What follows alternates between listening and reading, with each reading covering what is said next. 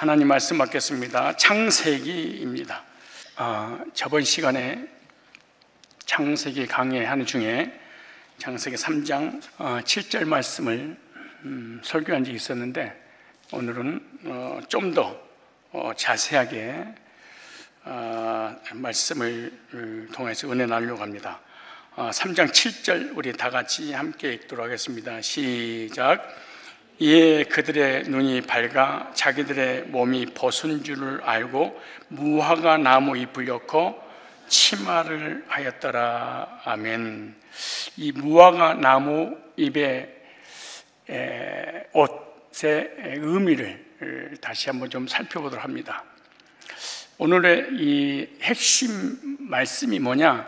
믿음이 없는 형식과 행위가 저주를 받게 된다라고 하는 것입니다.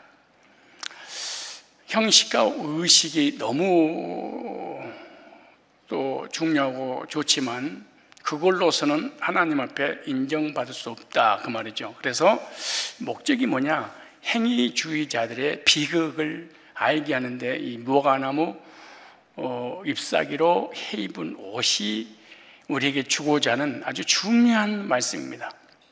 맨 처음에 지음받은 인간은 우리가 지금 입고 있는 옷을 입지 않았습니다. 하나님께서 창조하신 최초의 인간은 에덴 동산에서 옷을 입고 있지 않고 살았었다. 우리가 입는 이 옷은 하나님께 범죄하고 난 이후 타락한 사람들이 죄의 수치를 가리우기 위해서 입은 옷이다 라고 생각을 하시면 됩니다. 물론 영적인 의미가 있어도 말씀드리겠지만, 그럼 하나님께서 우리에게 에덴 동산에서 입혀주셨던 옷이 있었는데 그 옷은 영적인 옷을 입혀주셨습니다. 무슨 옷을 입혀주셨어요? 영적인 옷. 지금 우리가 육신을 가리우기 위해서 입는 육신의 옷을 입혀주신 것이 아니라 영적인 옷을 입혀주셨는데 그 옷은 하나님의 영광의 옷이었다. 그러니까 하나님의 영광으로 덮어주셨던 옷이겠죠. 그 옷은 하나님의 영광을 체험을 해야 되는데 하나님의 영광을 어떻게 체험했냐?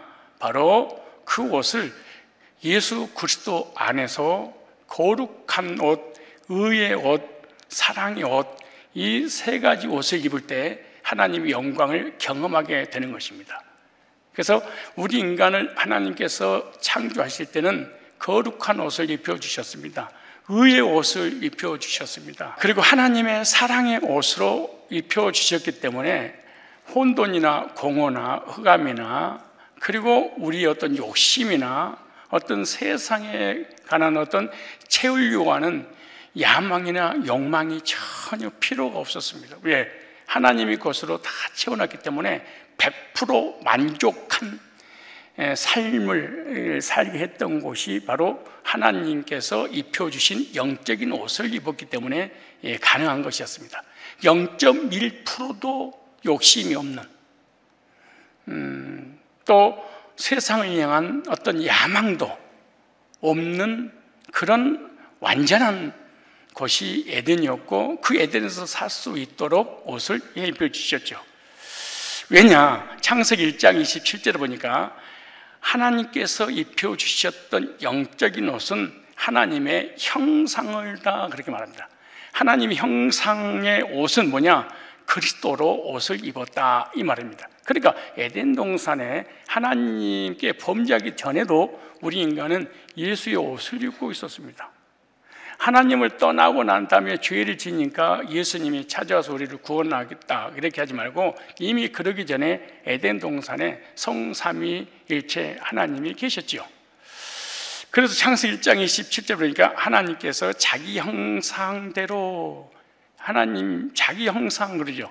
그런데 하나님의 형상을 뭐라고 고린도후서 4장 4절에 말씀하셨냐? 이렇게 말합니다. 그리스도의 영광의 복음의 광채가 비치지 못해. 그러니까 그리스도의 영광의 복음이 바로 하나님의 형상이다. 즉 그리스도는 하나님의 형상이라. 그러니까 에덴 동산에는 이미 범죄하기 전에, 선악과를 따먹기 전에 우리 인간을 그리스도로 창조한 겁니다. 지금 무슨 말이냐? 이 형상이란 말은 첼렘이란 단어인데, 첼렘이란 말은 그림자라는 뜻인데, 그림자란 말은 예수님의 그림자로, 예수님은 본체고 우리는 그림자로, 그러니까 예수님의 영광이 우리를 덮었지요. 그것이 거룩이고 의고 사랑 덩어리로 우리를 만드셨다라고 하는 거죠. 그런데 선악과를 따먹고 하나님의 형상을 잃어버렸어요. 그러니까 그리스도를 잃어버린 거예요. 그러니까 그리스도의 옷을 벗어버린 거예요. 뭐 때문에? 죄 때문에. 그럼 하나님의 영광의 옷을 벗으니까 거짓된 세상의 영광의 옷을 입게 되죠. 예수 그리스도의 옷을 벗어버리니까 대신 수치의 옷을 입게 되죠. 구별된 거룩한 옷을 벗고 나니까 죄인의 옷을 입게 되고, 사랑의 옷을 벗으니까 사단에게 속은 거짓된 사랑의 옷을 입게 된 것입니다. 그래서 이 세상에 대한 야망을 갖게 되는데, 그것이 하나님께로부터 완전한 100% 채워짐이 사라지고 그 자리는 텅 빈 공간이 되고 맙니다. 그래서 텅 빈 그 하나님으로 채워졌던 곳에 하나님, 예수님을 채울 수 없으니까 다른 곳으로 채우는데, 그것이 바로 세상에서 우리에게 요구하는, 세상이 우리에게 줄 수 있는 그 육신의 정욕, 안목의 정욕, 이 생의 자랑의 옷으로 우리가 갈아입게 됩니다. 그러므로 하나님을 떠나서 범죄한 인간은 하나님을 마음속에 채우기 전까지는, 즉 그리스도를 만나기 전까지는 죽을 때까지 육신의 정욕, 안목의 정욕, 이 세계의 자랑에서 벗어날 수 없습니다. 그리고 야망과 욕망과 욕심은 죽을 때까지 떨쳐버릴 수가 없습니다. 1억이든 10억이든 100억이든 1000억이든 만족하지 않습니다. 끝까지 무엇인가 채우려고 몸부림을 치다가 죽게 되는 것이 우리 인간입니다.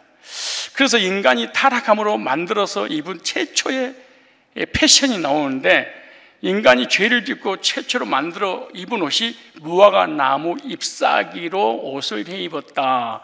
그 옷이 지금 우리가 입는 그런 옷입니다. 무화과 나무 옷은 하나님이 입혀주신 옷이 아니라 내가 만들어서 입은 옷입니다. 즉 하나님이 만들어서 나에게 입혀주신 것이 아니라 내 몸매, 내가 치수를 재고 내 몸에 딱 맞도록 내가 만들어서 해 입은 옷이 지금 무화과 나무 옷이 입은데, 육신적으로 여러분들이 지금 입고 있는 옷이 여러분 사이즈에 탁탁탁 맞도록, 여러분의 수치를 재고 여러 몸매에 맞도록 해 입은 그런 옷이죠. 그래서 무화과 나무 옷은요, 자신들이 죄의 수치를 가리우기 위해서 만들어 입은 옷인데, 이와 같이 여러분들도 여러분의 불편한 몸매, 드러내기 정말 쑥스러운 부위가 있으면 그것을 가리우려고 여러 옷을 만들어서 다른 사람에게 수치스러운 것을 보이지 않으려고 옷을 입을 것입니다. 그런데 어떻게 보면 열등감이나 비교식이 많을수록 가장 좋은 옷, 가장 아름다운 옷, 그리고 명품, 이런 것으로 자기를 포장해서 내 수치스러운 것을 그 명품이라고 하는 그 회사를 통하여 대리 만족을 하기 위해서 옷을 해 입는 것입니다. 사실은 다 그런 건 아니지만, 그래서 옷이 사람에게 여러 가지 의미가 있는데, 옷의 특징이 뭐예요? 우리 인간을 보호하는 거죠. 추위와 더위를 사계절에 맞는 옷을 통하여 보호를 옷이 해주는 거죠. 그리고 옷은요, 보호만 해주는 것이 아니에요. 그 사람의 신분을 나타내 보여주게 하죠. 그리고 빈부의 차이도 옷을 통하여 나타내기도 하고요. 그래서 이 고관들이나 일반인들이 입는 옷도 옛날부터 다 달랐잖아요. 양반들이 입는 옷, 평민들이 입는 옷, 하인들이 입은 옷. 그리고 여자들은 미를 드러나기 위해서 만들어서 입은 옷이 참으로 많습니다. 남자들보다 여자들은 거의 자기 아름다움을 나타내 보여주기 위해서 만들어 입은 옷입니다. 동물들마다 특성이 있고 참 아름답지만 그 중에 최고의 작품은 바로 사람입니다. 이 사람의 피부는 동물이 가질 수 없는 아주 굉장한 것입니다. 동물은 계절마다 1년에 짧게는 한 번 이상은 털갈이를 해야 되지 않습니까? 그런데 사람은 털갈이 할 필요도 없이 사시사철 하나님께서 만드신 이 작품은 걸작품이기 때문에 가장 멋있는 이 우주의 존재로 만드신 거예요. 추위도 견디고 더위도 견디고 우리의 몸은 실제로 전천후입니다. 그래서 작품 중에 가장 걸작품이 바로 우리 인간입니다. 여자들, 이 남자들 보면요, 가끔가다 우리 헬스하는 우리 장로님들, 집사님 아까도 프로필 보면은 자기 몸매가 얼마나 아름다운지 자기가 혼자 보기에는 너무 아까워서 자기 스스로 셀카를 찍어가지고 어느 날 앞을 딱 보여줬다가 어떤 뒤를 툭 이렇게 있다가, 그리고 자기 몸에 자신 있는 사람들은 거의 딱 끼넣어서 가슴이 탁 튀어나와서 그냥 탁 이렇게 다니는 거예요. 너무 자기 몸이 아름다워서 이게 홀란당 벗어서 보여줄 수 없지만 그래도 달라붙은 옷이라도 나는 이런 존재야. 실제로 아름답지 않아요. 멋있더라고. 얼마나 멋있어요. 배 똑 튀어나온 것보다도.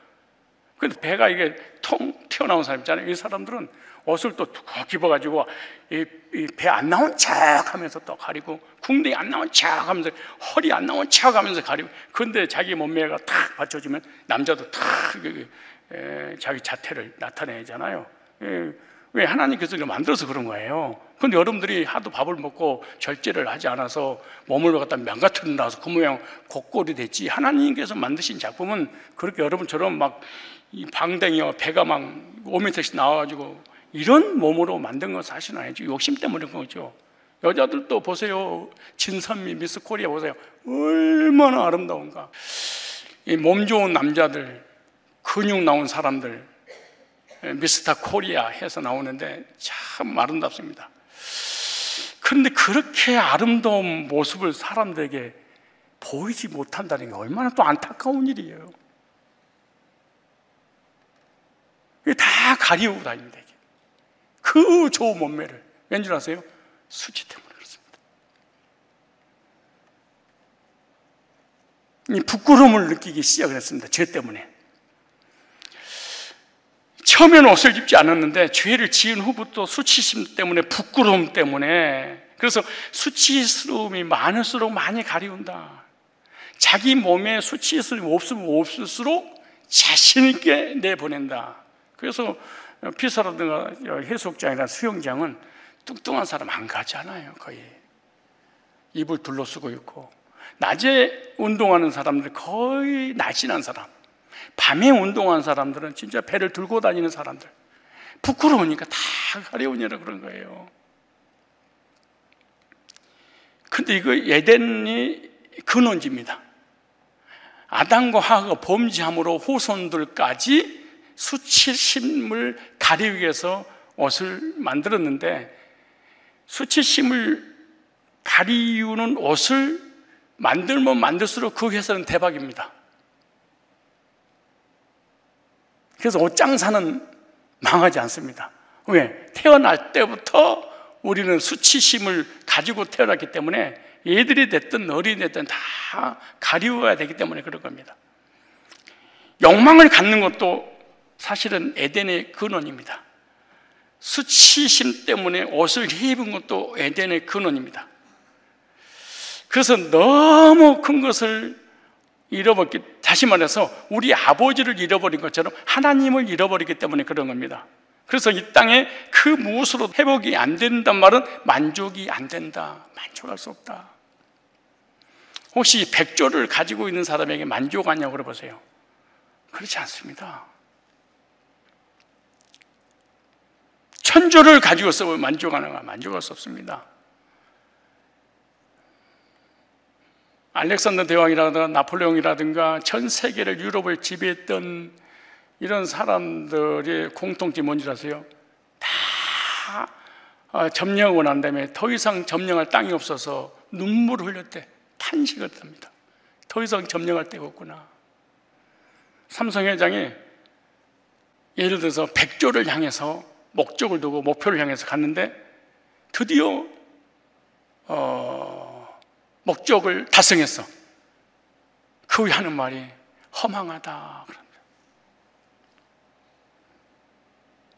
공부를 얼마나 해야지 만족하고, 학벌이 얼마나 좋아야지 만족하고, 얼마나 좋은 옷을 입어야 만족하고, 얼마나 많이 가져야 만족할까요? 이 세상에는 없습니다. 왜 정신병이 걸린 줄 아세요? 만족하지 못해서 그런 거예요. 뭐 때문인 거예요? 에덴의 근원지입니다. 욕심 때문에, 야망 때문에 더 가지려고, 더 소유하려고 하다가 우리 인간이 무너져 버리는 것입니다. 언제까지 그럴까요? 에덴을 찾을 때까지는 어떤 것도 만족할 수 없다.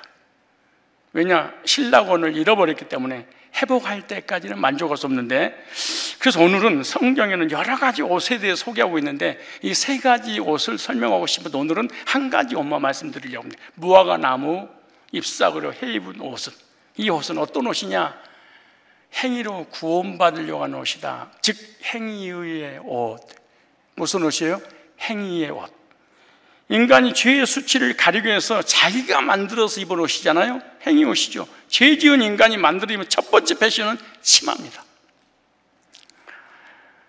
전체를 가려우지도 못하고 부분적으로만 가려운 치마 같은 옷을 입었죠. 무화과나무 잎사귀로 엮어서 만들어 입었던 옷인데, 이 옷은요 햇빛이 나면 말라서 오그라들면 목적을 이룰 수 없습니다. 다 가릴 수 없어요. 그리고 그 옷은 해 입고 돌아서면 해지기 때문에 계속해서 자기가 만들어서 또 입고, 해지면 또 만들어서 입고, 왜? 자기 것이기 때문에. 그래서 무화과나무 잎사귀의 패션은 사람이 만든 것이다. 영적으로 죄인이 죄의 수치를 가리기 위해서 자기가 지은 죄를 자신의 행위를 통해 구원에 이르도록 하려고 해입은 옷. 그래서 성경에는 무화과의 나무 잎사귀의 옷을 무엇으로 비유했냐? 인간의 행실로 예수님께서 비유했습니다. 그런데 우리 인간의 행실을 통해서 수치를 가리려고 하는 이 내의 옷은 성경에서는 더러운 옷이다 이렇게 말합니다. 사람들이 행위로 죄의 수치를 가리워서 하나님 앞에 인정받기 위해서 만들어서 입는 이 옷은 다 걸레 같다 이렇게 말합니다. 사람 보기에는 너무 착하고 의롭고 선하고 도덕적이고 율법의 완성자라고 보이지만은 하나님은 보시기에 더러운 옷을 걸치는 것하고 똑같다.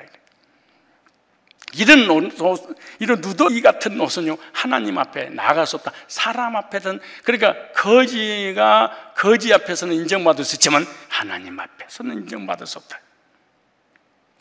그래서 인간이 만들어서 입은 옷을 인간의 행위를 의미하는 옷이었다. 어떻게 구원받고 하나님께 의롭다고 인정받을 수 있을까? 인정받긴 받아야 되는데 어떻게 하면 좋을까? 하나님이 계신지 안 계신지 모르지만 어떻게 해서든 이 무의식 속에, 의식하고 전혀 관계없이 무의식 속에서 행해지는 모든 행위가 바로 자기의 노력의 결과로 인정받으려고 하는 거예요. 자기는 그러고 의식으로, 혼으로, 자아로는 그러고 싶지 않아. 그런데 무의식, 내 의식하고 전혀 관계없는 것들이 행동으로 나타나는 것이 뭐냐? 약 90% 된답니다. 여러분이 삶 속에 움직이는 모든 행동들은 여러분의 의식하고 관계없이 무의식이 여러분을 끌고 다니는 그 결과가 현상이라는 거예요. 그러니까 여러분이 여러분 스스로 마음을 잡기는 사실 쉽지 않습니다. 불신자가 스스로 자기 마음을 잡기는 쉽지 않습니다. 왜냐하면 자기 의지하고 전혀 관계 무의식 세계에서 자기를 끌고 가는데, 그리고 또 무의식으로 실체가 의식이라고 하는 나를 끌고 다니는 거죠. 사실은 이거 이런 말 있잖아. 내 마음은 나도 몰라. 이게 모르는 거예요.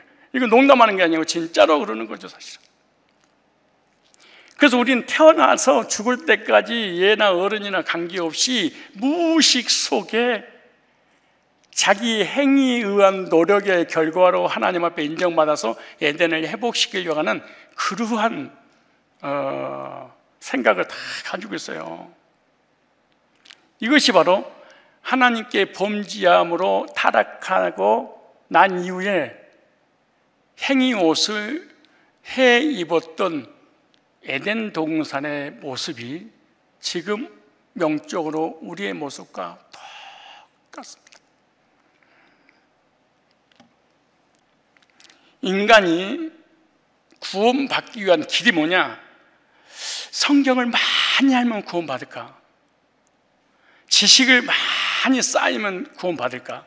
착한 일을 많이 하고 율법을 지키고 선하게 살면 하나님 나를 인정해 주실까? 햇빛이 내리쬐면 말라버리듯이 하나님의 빛이 임하면 우리의 육신의 행위는 다 말라 삐뚤어져서 죽어버리고 마는 거예요. 인간의 행위로는 죄의 수치를 가리지 못합니다. 우리 인간의 행위는요, 불완전한 것입니다. 죄를 짓고 난 이후 죄악의 수치를 인간 행실로 절대로 가릴 수 없습니다. 그래서 성경에 옷에 대한 비유가 많이 있는데, 특별히 무화과 나무 잎사귀로 해 입었던 이 옷은요, 중요한 의미가 있습니다. 그런데 무화과 나무는 잎이 나오기 전에 열매가 맺고 열매가 무르익으면 그때 그러니까 열매가 먼저 나오고 잎이 나와요. 다른 나무는 잎사귀가 나오고 열매가 맺고 잎사귀가 떨어질 때쯤 되면 무르익잖아요. 그런데 무화과 나무는 꽃이 없는 나무, 무화과 속에 꽃이 있는데 그것을 우리가 먹는 거죠, 사실은. 바깥으로 나오지 않아요. 그러니까 잎이 이렇게 번성할 때쯤 됐다 그러면은 이 무화과 나무 이 열매는 충분히 우리가 먹을 수 있도록 무르익어버렸겠죠. 그런데 어느 날 예수님께서 무화과 나무 밑을 지나가시는데 무화과 나무 잎이 무성한데 열매가 없었습니다. 열매가 없는 나무를 예수님께서 저주해버렸습니다. 그리고 돌아다니다가 왔더니 실제로 뿌리까지 말라서 예수님의 제자가 예수님께 무화과 나무가 말랐나이다 라고 말합니다. 하루 사이에 죽어버렸어요. 근데 영적으로 교인들 중에도 열매 없는 무화과 나무 같은 교인들이 사실은 많다는 거예요. 예수님 당시 유대 땅에도 많이 있었던 것처럼, 그래서 열매 없는 무화과 나무의 교훈을 오늘 잠깐 몇 가지로 나눠서 은혜를 나누려고 하는데, 저주받은 무화과 나무를 통해서 우리에게 교훈을 주신 말씀이 있는데, 그 말씀이 마태복음 21장 18절을 한번 찾아보겠습니다. 찾으셨죠?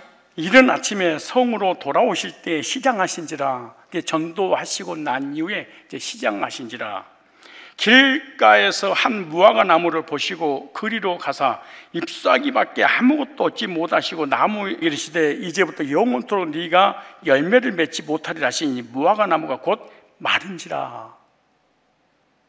제자들이 보고 이상히 여기 가로되 무화과 나무가 어찌하여 곧 말랐나이까? 예수께 대답하여 가라사대 내가 진실로 너희에게 이르노니 만일 너희가 믿음이 있고 의심치 아니하면 이 무화과 나무에게 된 이런 일만 할 뿐 아니라 이 산더러 들려 바다에 던지려 해도 될 것이요 너희가 기도할 때에 무엇을 믿고 구하는 것은 다 받으리라 하시니라.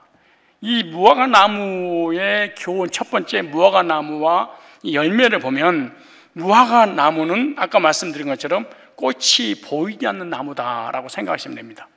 그러니까 무화과 나무는 잎보다 열매가 먼저 나오는데 이 나무는 잎이 피어 있으면서도 열매가 없었다 이렇게 말해요. 그런데 마가복음 11장에 보면은 너무 아이러니하는, 정말 어떻게 이런 말씀을 기록해놨지 의심할 수밖에 없는 말씀이 한 절 나오는데, 마가복음 11장 12절이에요. 이튿날 저희가 베다니에서 나왔을 때 예수께서 시장하신지라 멀리서 잎사귀는 한 무화과 나무를 보시고 그 나무에 무엇이 있을까요? 가셨더니 가서 보신즉 잎사귀 아무것도 없더라. 이는 무화과 때가 아님이라. 얼마나 놀래요? 무화과 때가, 열매가 익을 때가 아니고 무화과 먹을 때가 아니었는데 주님은 저주를 했네요. 아니, 무화과 나무에 열매가 맺을 때면은, 때가 됐는데 열매를 맺지 않으면 저주도 괜찮으세요. 근데 때가 아닌데 주님께서 저주를 하셨다는 거예요. 의미심장한 말씀이잖아요. 당연히 때를 기다리셔야죠. 주님께서 이 열매를 드시려면. 그 때가 아닌데 없다고 저주를 했어요. 그렇다면 주님께서 우리들에게, 또 당시에 유대인들에게 주시고자 하는 교훈이 있으시겠죠. 그 영적 교훈이 뭐냐? 무화과 나무 잎은요, 인간의 행위로 묘사했기 때문에 그렇습니다. 아담과 하와는 범죄하고 난 이후에 무화과 나무 잎으로 죄의 수치를 가리려고 창세기 3장 7절에 옷을 입었다 그러잖아요. 하나님 앞에 나가려고, 에덴을 회복하려고, 죄 문제 해결하려고 자기가 만들어서 입은 옷이니까 무슨 옷이에요? 행위 옷. 그리고 또 무화과를 열면 또 하나 비유했어요. 믿음을 비유했어요. 저 산을 명하여 바다에 빠지우라 해도 믿음으로 하면은 옮기게 될 것이다 그랬잖아요. 그러니까 하나는 인간의 행위를 통해서 구원받으려 하는 것에 대한 교훈이고, 또 하나는 믿음이 없는 사람들에 대한 이 기원을 얘기하는 거죠. 그래서 열매 없는 무화과 나무, 다시 말해서 행위로 구원받으려고 하는 사람들이나 믿음이 없는 사람을 하나님은 저주하신다라고 하는 중요한 원리입니다. 왜냐? 무화과 나무 잎을 잎사귀 열매를 빗대서 율법주의자, 행위주의자, 믿음 없는 말만 무성한 이스라엘 백성들을 향한 하나님의 저주였는데 실제로 영원히 그들은 회복이 안 됩니다.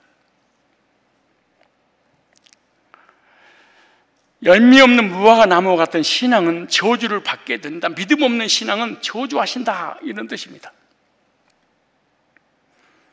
왜냐?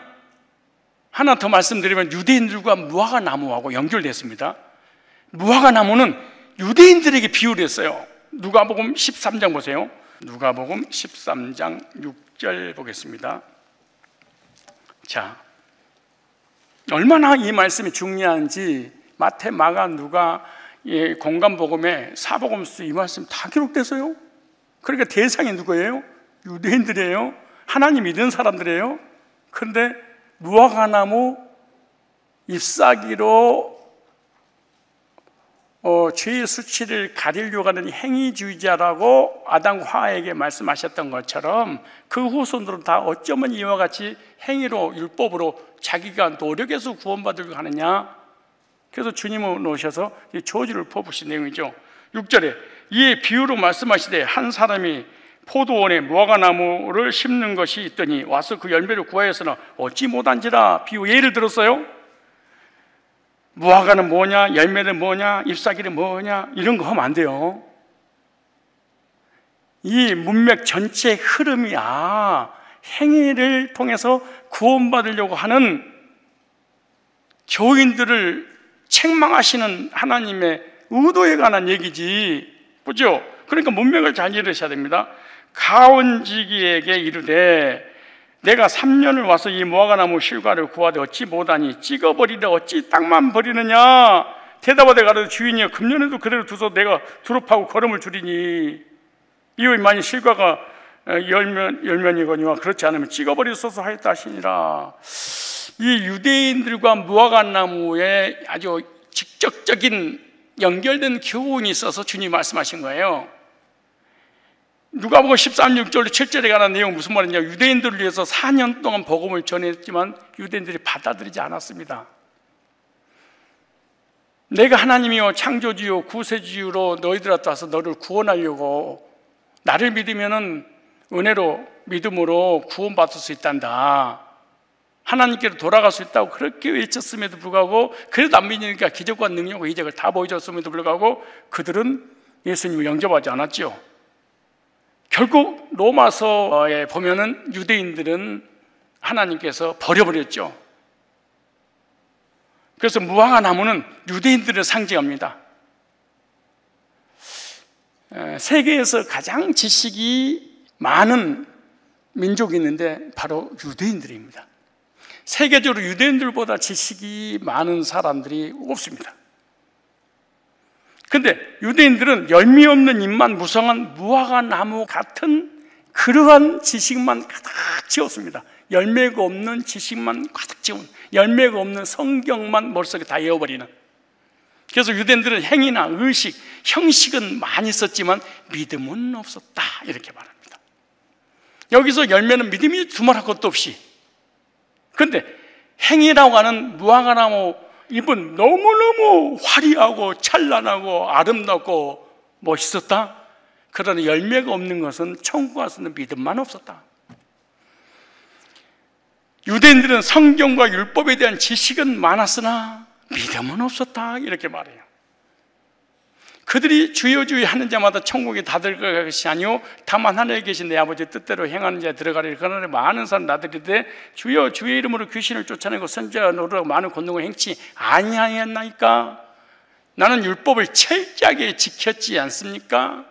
이렇게 행위로 완벽하게 살았지 않습니까? 불법을 행한 자다 내게서 떠나가라. 나는 너를 도무지 못 따르니 알지 못해. 왜냐? 무화과 무성한 잎처럼 그들의 지식과 율법과 행위와 노력과 선행과 그런 것은 너무너무 무성하고 사람 보기에는 너무너무 화려한데 뭐는 없었다? 믿음은 없었다. 근데 마태복음 23장 23절에 보면은 11조, 감사헌금, 절기헌금, 하다못해 텃밭에다가 채소를 심었는데 상추 3개를 심어서 거기도 11조를 했습니다. 대단하죠. 얼마나 철저하게 하나님 섬겼습니까? 그런데 성경은 믿음은 없었다, 이렇게 말합니다. 그래도 율법을 달달달 외워버렸고 행위로는 지구상에서 이들처럼 철저한 행위를 가지고 있는 사람이 없을 정도입니다. 말도 잘하고 지식도 많고 행위는 있었으나 복음을 받아들이지 않았다. 왜? 믿음이 없었다, 이렇게 말합니다. 왜 열매 없는 무화과 나무를 저주했는지 아셔야 됩니다. 아직 때가 되지 않았음에도 불구하고 저주를 했어요. 이 무화과 나무 누구를 상징한다? 유대인들. 어떤 유대인들? 율법을 지켜서 행위로 구원받으려고 하는 자들. 뭐가 없었던 거예요? 주님을 영접하는 믿음이 없어서 하나님께 버림받았습니다. 다시 마태복음 21장을 봐보실까요? 자, 무화과 나무에 관한 말씀을 쭉 하시면서 21절에 예수께서 대답하여 가라사 내가 진실로 너에게 이르노니 만일 너희가 믿음이 있고 의심치 아니하면 이 무화과 나무에게 된 일이, 쭉 얘기하면서 이 산들은 들려 바다에 던지라 해도 될 것이요 믿음으로 너희가 기도할 때 무엇이 믿고 구하는 것을 다 받은 줄 알라. 그래, 뭘 얘기하는 거예요? 믿음을. 그런데 이 무화과 나무는 누구를 상징해요? 유대인들을. 그 유대인들은 무성한 잎사귀처럼 화려한 행위는 있었지만 모두 없었다? 믿음은 없었다.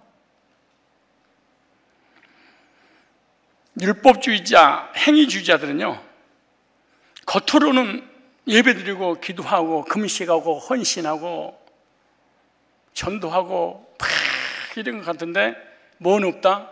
구원을 얻을 수 있는 믿음은 없었다. 이번에 우리 교회 집사님 아버지께서 80 중반이 되셔서 이제 세상을 떠나가신 안수 집사님이셨습니다. 우리 교회에 다니지 않는 분이에요.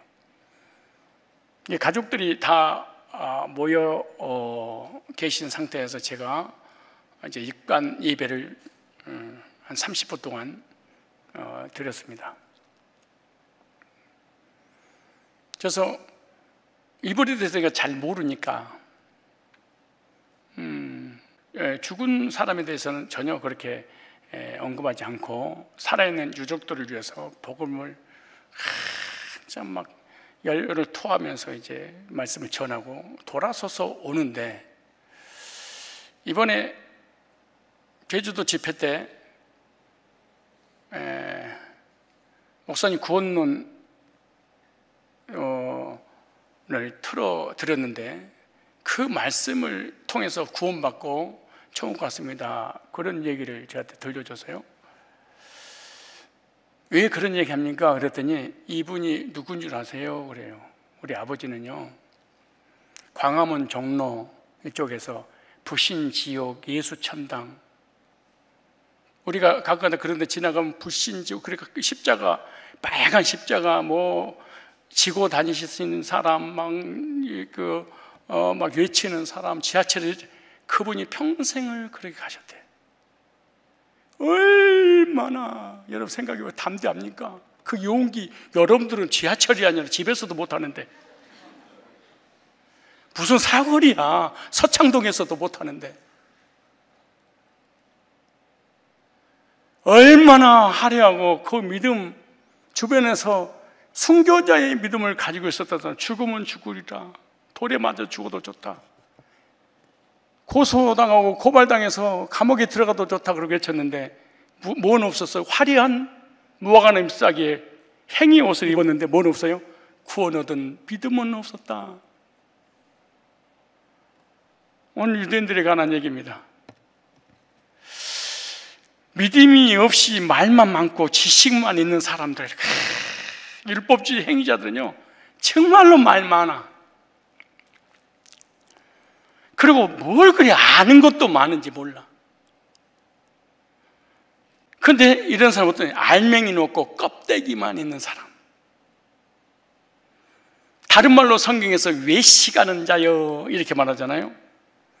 유대인들은 지식은 있었고 행위는 있었지만 믿음은 없었다. 그런데 우리는 표면적으로 거시적으로 나타나는 것은 믿음이 있어 보여요, 없어 보여요?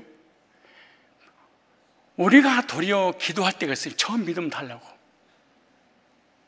저도 용기를 내서 지하철에서 손잡이를 딱 잡고 이러다가 두 손을 잡고 왔어. 그냥 야, 안 나오더라고. 내 속에는 멘트를 날렸지. 주 예수를 믿으라, 그리하면 노아의 집이 구원을 외치면서 왜 구원받아야 되는 줄 아십니까? 하고 탁 외치는데 이 두 손이 여기서 딱 잡혀가지고 안 나왔어. 그냥. 그리고 그런 분들이 그렇게 부러웠고 하나님 앞에 가서 부끄러워서 어떻게 하면 좋을까? 그들 앞에서만 서면 내가 너무 작아지는 이 믿음 있잖아요.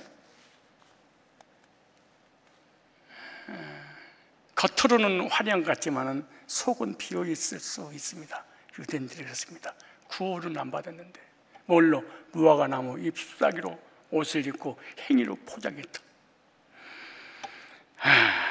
즉 율법은 지켰지만, 안식일은 지켰지만, 11조는 했지만, 기도는 했지만, 헌신은 했지만, 모태신앙은 가졌지만 뭐는 없었다? 믿음은 없었다. 너희들도 믿음이 없다면 저 무화과 나무 저주했던 것처럼 저주받을 수밖에 없단다 그래. 그래서 무화과 나무 잎은요 인간의 행위입니다. 행위로 구원받으려고 한 거죠. 인간의 행위 옷을 만들어서 죄의 수치, 저주의 수치, 심판의 수치, 지옥의 수치를 가리려고 하는 거죠. 절대로 인간의 행위론, 온전을 가지고 태어난 인간의 행위론, 죄의 수치가 절대로 가리워지지 않습니다. 자기 것, 자기가 노력해서 행위로 얻어진 것은 사람 앞에는 인정받을 수 있지만 하나님께는 인정받을 수 없습니다. 왜냐? 로마서 3장 19절로 20절 보니까 인간의 행위로는 구원받을 수가 없다. 성경 66권을 다 외워도 믿음 없을 수 있습니다. 유대인들은 다 외워버렸잖아요. 그러나 믿음은 없었다. 로마서 한번 찾아보실래요? 3장 19절입니다. 우리가 알거니와 무릇 율법이 말하는 바 율법 아래 있는 자들에게 말하는 것이 모든 입을 막고, 여기서 중요한 말이 모든 입을 막고 이 말입니다. 모든 입을 막고 이 말은 율법주의자, 행위주의자, 자기가 무화과나무 잎사귀에 가지고 옷을 해 입음으로 수치를 가리려고 하는 자는 뭐냐? 돌아서면 또 말라버려요. 그럼 또 옷을 해 입어. 계속 반복돼야 되잖아요. 나 구원 받았어, 이 말 할 수는 없다. 입을 막고 율법 앞에서 너나 거듭나서 죄산 받아서 의인이야, 나 죽어도 천국 가, 이럴 수는 없다. 율법인데 입을 틀어 막아버리리라. 그래서 율법주의자, 행위주의자, 자기로 구원받으려고 하는 사람은 이 앞에 나와서 나는 하나님의 은혜로 거듭났습니다, 이 간증을 그래서 못하는 거예요. 신학교를 나오고 총신을 나오고 성경을 달달 외우고 기도를 하고 방언을 하고 환상을 하고 예언을 하고 입신을 하고 이런 엄청난 체험이 있는데 단 한 번도 나 거듭났습니까? 죄산 받았습니다, 나 구원받았어요, 이러지는 못할 것이니라. 왜? 너는 돌아서 또 죄를 짓고 나면 율법이 너를 또 정죄해서 율법이 너를 지옥 보내니까 너는 구원받았다고 절대로 말을 하지 못할 것이니라. 입을 틀어막고. 그래서 율법주의자, 행위의 옷으로 구원받으려고 하는 자들은 구원 간증을 절대로 하지 못하리라. 그런데 뭐를 자랑할 것이냐? 나 헌금했어, 나 11조 했어, 나 교회 건축했어, 나 전도했어, 나 회개했어, 기도응답 받았어, 축복 받았어, 방언 받았어, 예언 기도하는데 예언 행사 왔어. 기도에서 행위로 주어진 것은 자랑하리라. 그러나 구원받은 것은 절대로 자랑하지 못하리라. 왜? 입을 틀어 막을 것이냐. 잘 볼까요? 그래서 율법주의자 우리 교회를 다녀도 구원 간증을 그래서 못하는 거예요. 내가 한 얘기가 아니에요. 성경에 나오잖아요. 자 보세요. 입을 막고 온 세상을 하나님 심판하는, 율법주의자는 반드시 심판을 받는다. 아무리 행실이 좋아도. 그러므로 율법의 행위로 그 앞에 의롭다 하시면 얻을 뭐가 없어요? 육체가 없나니. 죄성을 가지고 있는 우리 인간은 율법을 다 지킬 수 없다. 율법은 죄를 깨닫게 합니다. 율법을 주신 목적이 뭐예요? 너 죄인이야, 너 심판받아 지옥 가. 기능은 이거 하나래. 구원할 기능은 없다. 구원할 기능 없어요, 율법이. 로마서 4장 14절 한번 보시네요. 로마서 4장 14절에 자 보세요. 만일 율법에 속한 자들이 후사이면 믿음은 헛것이 되고 약속은 피하여야 되는. 만약에 율법을 지켜서 행위로 구원받으려고 한다면 우리가 예수 믿음으로 구원받은 것은 헛것이요, 행위로 율법을 지켜서 하나님의 약속의 기업을 이어받은 후사가 된다면 우리가 믿음으로 은혜로 구원받은 것은 헛것이 돼버려. 그리고 우리 율법주의자들이 그러니까 우리를 이단이라고 그러는 게 아니라, 그래서 행위로 의로워지려고 하는 0.1%의 가능성을 가지고 있는 사람은 구원론에 관한 얘기면 이단이라고 그런다니까. 왜? 우리가 그들을 이단이라고 그러잖아요. 바울이 그러잖아요. 우리 믿음이 헛것이 돼버린다. 그 다음에 15절 보세요. 율법은 진노를 일으키려 하는, 율법이 없는 건 범법함도 없느니라. 율법은 뭐예요? 하나님의 진노가 임하니라. 그래서 행위로 구원받은 것이 아니라 믿음 없는 것을 저주하신 하나님 앞에 가려면 믿음으로 구원받아야 됩니다. 로마 3장 21절 보세요. 로마 3장 21절에 이제는 율법 외에, 율법 말고 하나님의 한 의가 나타났으니 율법과 선지 증거를 받은 것인데 곧 예수 그리스도를 믿음으로 말미암아, 예수님을 뭐함으로? 믿음으로. 이스라엘 백성 유대인들은 율법의 행위 때문에 예수님을 거부했습니다. 자기 의 때문에. 왜 성도들이 교회다 은혜를 못 받는 줄 아십니까? 자기의 의 때문에, 자기 행위 때문에. 나는 뭐야? 내가 지금까지 헌신하고 충성하고 봉사하고 헌금하고 교회를 세우고 이 기도해서 이 노력으로 했더니 모든 것은 뭐야? 이 화가 막 치밀어서 견디지를 못합니다. 율법주의자들은.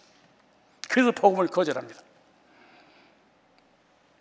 언제나 이런 율법주의자들이 있죠. 보세요.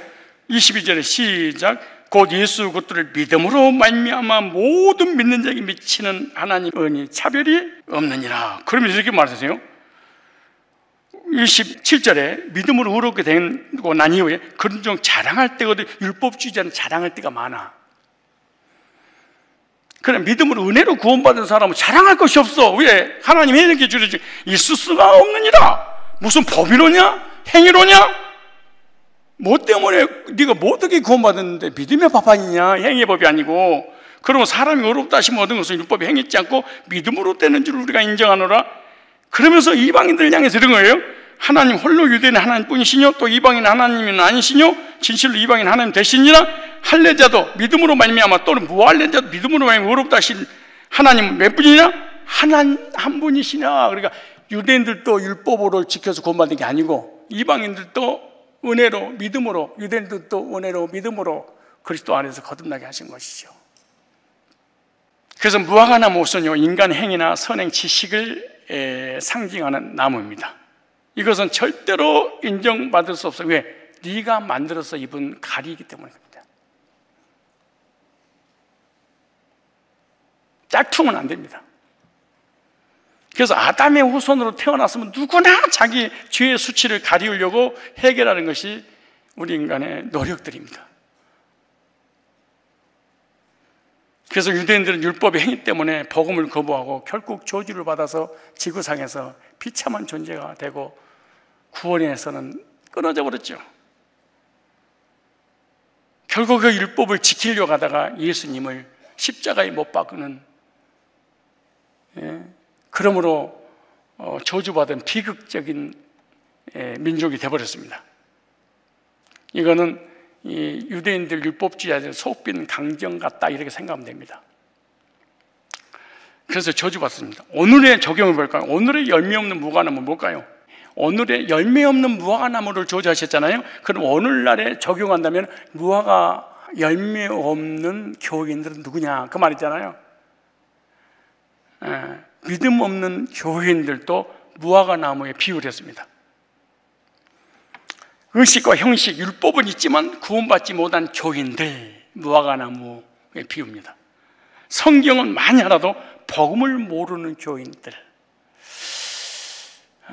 기도를 많이 하는데 은혜를 모르는 교인들, 삶의 믿음은 있는데 영적인 구원의 믿음은 없는 것. 그런데 그런 열매 없는 무화과나무 신앙을 가지고 있는 교인은 주님은 저주하신다 그렇게 얘기합니다. 아무리 잎이 무성해도 열매가 없으면 저주하셨잖아요. 행위가 있어도 믿음이 없으면 버림을 받습니다. 세상에서 가장 아름다운 행위가 무성하고 아름답고 황홀하게 보인다 할지라도 믿음이 없으면 저주받는다.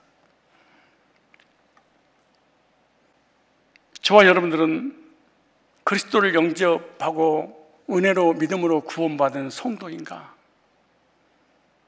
아니면 자기 행위로 자기 노력에 의해서 하나님 앞에 인정받으려고 하는 그러한 성도인가? 그리스도인들은요, 복음을 믿는 믿음을 가지고 있었을 때 하나님께 인정받고 모든 죄와 저주와 심판과 사망과 지옥의 수치가 가려지게 되는 것입니다. 성도의 열매는 바로 예수님의 구속의 은혜를 믿는 믿음입니다. 예수님의 구속의 보혈이 없는 입이 무성하고 화려한 행위옷은 절대로 죄의 수치를 이 세상 떠나가는 하나님 앞에 서는 날 심판의 수치를 가릴 수 없다. 천국 갈 수 없는 거죠. 열매 없는 무화과나무는요, 유대인들을 의미할 뿐만 아니라 구원받지 못한 교인들과 교회를 의미하는 것이다. 구원받지 못한 교회 안에 있는 불신자들은 다 아담이 범죄하고 난 이후에 그 죄의 수치를 가리우기 위해서 무화과나무 잎사귀를 엮어서 해 입는 옷을 그대로 그 행위를 본받은 것이다. 이런 사람들은 겉으로 아무리 행위가 화려하고 현란할 정도로 아름답게 사람들에게 비칠 줄은 모르지만 하나님 보시기에는 속사람이 없는, 속사람이 죽어버리는, 하나님 보시기에 시체, 티끌, 먼지, 흙덩어리가 걸어다니는 것처럼 보이기 때문에 그 인형이라고 하는 그 마네킹 겉에다가, 생명이 없는 마네킹 겉에 아름다운 옷으로 해 입힌 것 같다, 이렇게 말합니다. 마찬가지로 속사람은 생명이 없는데 겉만 화려하게 형식과 의식으로 포장되어 있는 것, 바로 하나님이 토해버리는, 저주해버리는 그런 교인들이라고 그렇게 말합니다. 다음 시간에는 가죽 옷에 대해서 말씀드리고, 그 다음에는 구원의 옷, 이 세 가지 옷이 성경에 너무나 중요하시기 때문에 하나씩 수요일 날 옷 시리즈로 말씀을 드리려고 합니다. 우리 잠깐 기도하겠습니다. 하나님의 형상을 따라 지음받은 인간이 하나님께 죄짓고 타락함으로 하나님 앞에 나아가기 위해서 죄의 수치를 가리우려고 무화과 나무 잎으로 옷을 입고 하나님 앞에 나아가려고 하다가 결국에서는 에덴에서 쫓겨났던 아담과 하와 같이 열매 없는 무화과 나무 같은 유대인들 역시 구속의 복음을 믿는 믿음이 없이 하나님께 나아가려 하다가 버림받고 저주받은 행위주의자들의 비극을 말씀을 통하여 깨달았습니다. 우리 중에 단 한 사람도 자신의 의로운 행실을 가지고 하나님 앞에 나아가려고 하는 자는 반드시 버림받고 저주받고 비극적인 자가 될 수밖에 없기에, 복음을, 자기 행위를 높이기 위해서, 자기 의를 인정받기 위해서 버리는 일이 없도록 주님, 예수님의 구속의 은혜로 구원받았다면 구원받고 난 이후에도 여전히 예수 그리스도의 구속의 의의 옷을 입고 은혜의 보좌 앞에 담대히 나아갈 수 있는 우리들이 되도록 저희들에게 영적인 믿음과 삶의 믿음도 허락하여 주시옵소서. 예수님의 십자가의 구속의 은혜로 단번이 의롭게 됨으로 하나님의 영광의 옷을, 거룩한 옷을, 의의 옷을, 사랑의 옷을 입고 우리 하나님 앞에 나아가도록 도와주옵시고, 구원받고 난 후에 삶을 변화시켜 주시고 응답해 주시고 역사해 주시는